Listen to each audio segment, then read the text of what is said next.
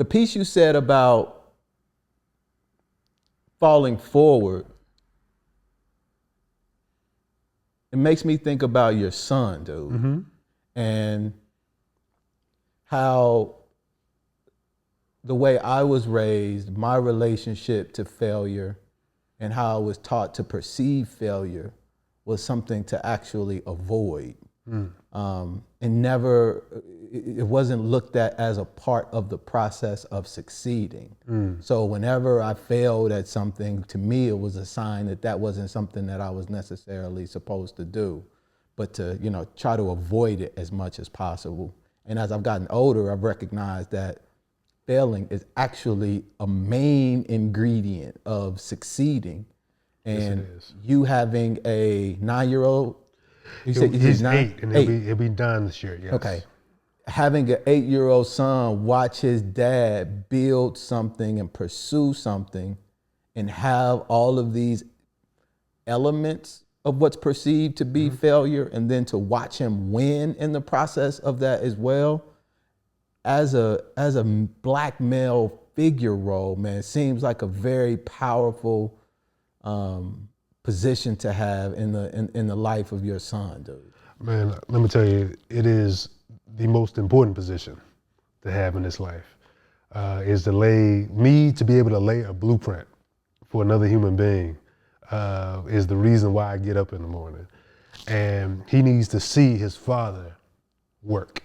You know, I think children need to see their parents pursue their own goals and their own dreams and their own passions, so that when they become of age, they have a reference point. Yeah. And they understand that my son has seen me win and he's seen me not win, you know, and that's a part of life.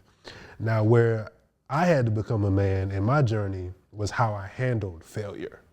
And see, how I handled failure in front of him is very vital to how he perceives failure. And, you know, sometimes we have events where the turnout isn't the way I wanted it to be. We don't really quite hit our numbers the way we want. Or, you know, we have an exhibition where we don't sell as many pieces as we like. You know, I can come home and pout about it and, you know, hit the wall and, you know, close off. Yeah. Or I can see the lesson in it and say, hey, well, we did this, and why not try this way?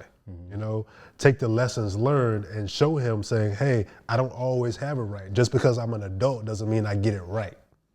And it's okay to not be right. But what's not okay is when you stop trying. And that's what I try to do, instill in my son every day.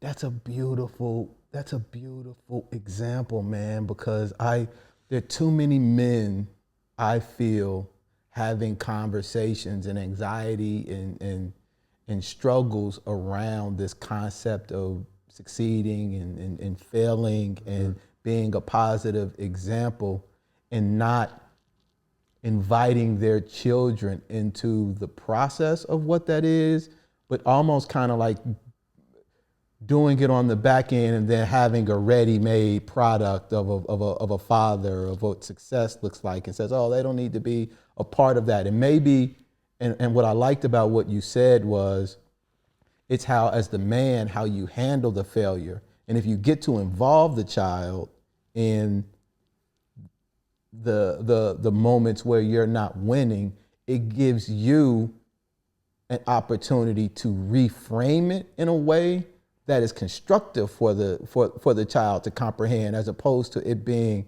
destructive. Because if you leave it in your head, you're gonna say, oh, I really messed up, I ain't gonna never get nothing right, I'll never do nothing right. You're not gonna say that to your son. Absolutely not. But if you communicate this failure and restructure it in a way, you actually give yourself an opportunity to restructure how you tell yourself the story. Absolutely, absolutely.